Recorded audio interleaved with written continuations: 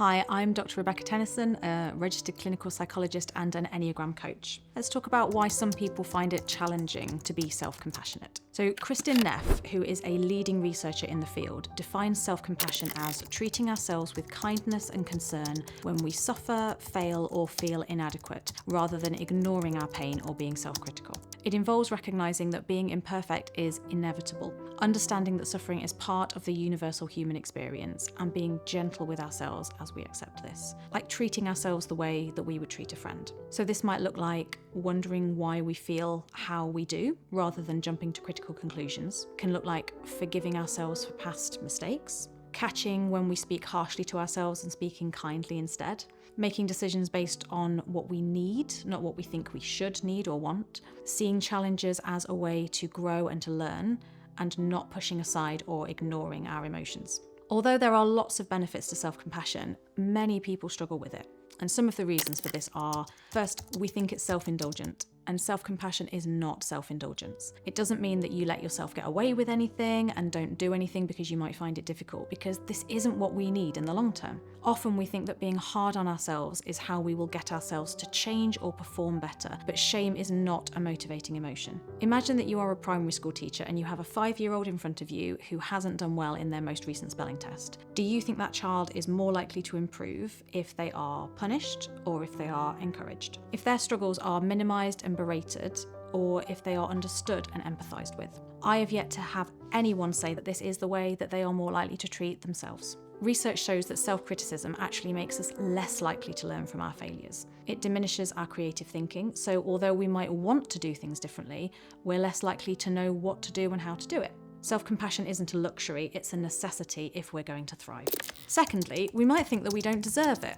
We have real problems with seeing ourselves as worthy just because. The need to strive, to earn our place, to prove we deserve to be here, and to justify what we want for ourselves runs deep in different ways. We are encouraged to think about our worth in measurable ways, from our qualifications to the number of likes we're getting on social media, and it's hard to give ourselves unconditional love, especially for people who don't feel like they've received it from others. Thirdly, compassion involves recognizing pain. And that is painful.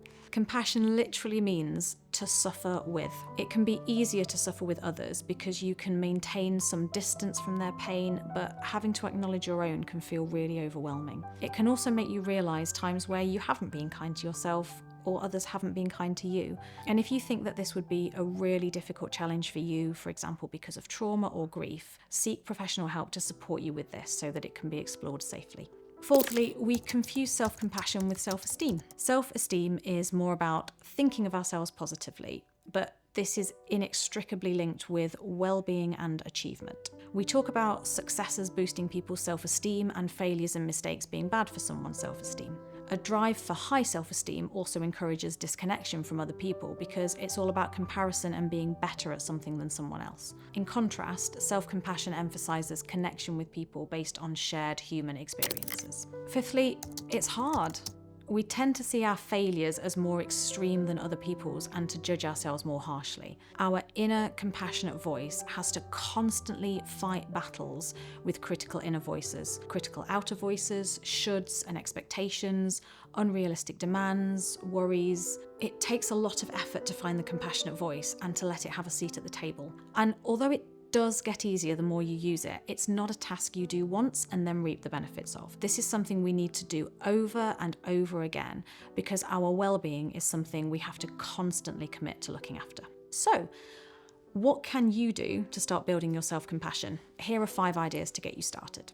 Practice the how, not the what. Remind yourself that you can be compassionate towards yourself no matter what the situation, no matter how you're feeling.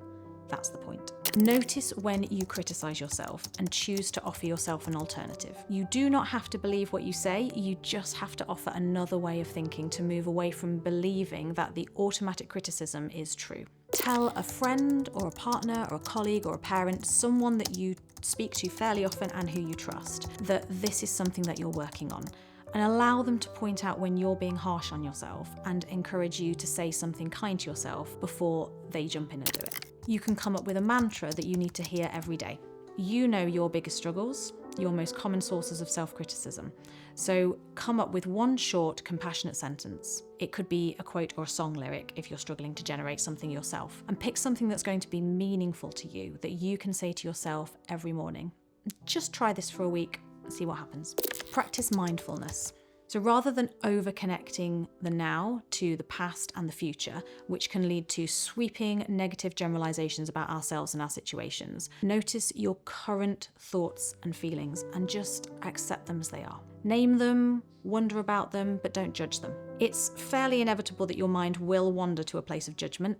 That's normal.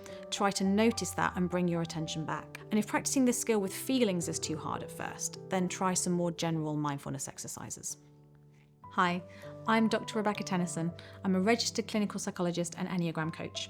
You can find me online at enneagrampsychology.co.uk and on Instagram at enneagrampsych. I've spent the day filming with MindFriend, whose aim it is to bring you good, reliable information and education around mental health by collaborating with registered mental health professionals. Check out the rest of their videos for more content like this.